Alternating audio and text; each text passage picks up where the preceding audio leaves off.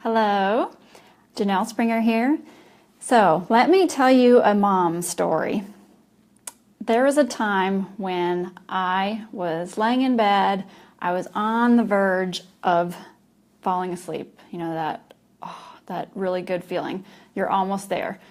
And the room was almost pitch dark. And I was just laying there, and like I said, I was almost out, but I heard this scratching noise on my nightstand. And yeah, you kind of do that freezing moment. And I scooted a little closer to Eric on his side of the bed. And I was like, Eric, there's something on my nightstand. And go turn on the light. And he's like, what? And I'm like, and then I hear it again, a little scratching noise on my nightstand. And my first thought was, oh my gosh, there's a mouse crawling on my nightstand. And my nightstand is like right here, right next to my face. So I'm just getting closer and closer to Eric. And all of a sudden I hear this, Mom. And I literally jumped 3 feet in the air, screamed like you hear in those horror movies, and I've never heard myself scream that loud. But of course, Eric grabs onto me at that point too, because he's never heard me scream that loud. So I'm crawling over, and finally I realize what it was, and it was our youngest son. But that was one of those nights where I did not fall asleep very easily. And from then on, I decided to close our bedroom door so that at least I would get some sort of warning, that clicking noise or something, because I hate the feeling of somebody sneaking up on me in the dark. So that was just something that used to happen quite often, and that was the last straw. So needless to say, I finally fell asleep, but that was rough. We all like our sleep, don't we? Did you know that it is heavily connected to your health and your weight loss journey? I've been doing some research and heard something lately, and I wanted to share it with you. But while you're watching this, just go ahead and comment how many hours of sleep that you typically get, and if it feels like enough. I know there's some new moms out there that probably don't get very much right now, but I'm just curious overall who's watching and how many hours you're getting.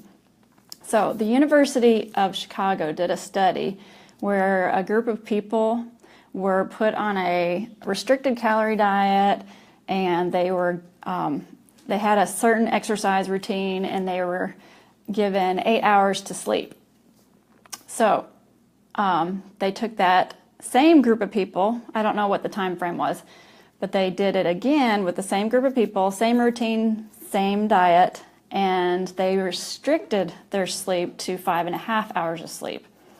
So they found that that group of people lost 55% more body fat when they were getting the 8 hours of sleep.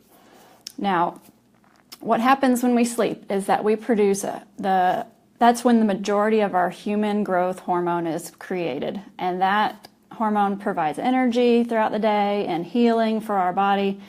Another fun little fact is that there are 2 hunger hormones. They're called leptin and ghrelin. Leptin decreases our appetite, and ghrelin increases our appetite. So if you are sleep deprived, you're not suppressing ghrelin. So your body is saying throughout the day or even at night, feed me, because it's not suppressing that hormone that says to increase your appetite.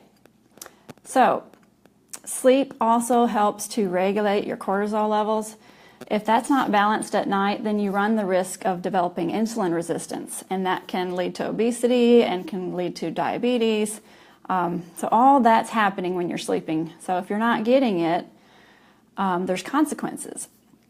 And the key is to optimize your sleep. It's not necessarily the amount of time. That does help because there's this whole thing with sleep cycles.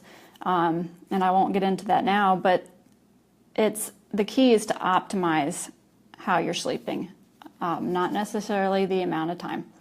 So there's a host of tips out there on how to optimize your sleep, but I'm just going to name, let's see, 5.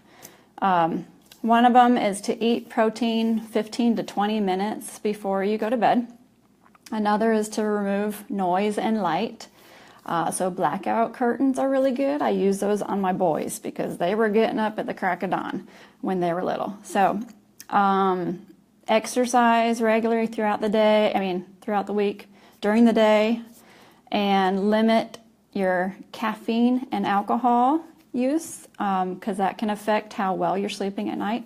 And the last one is to keep your room between 60 and 68 degrees Fahrenheit.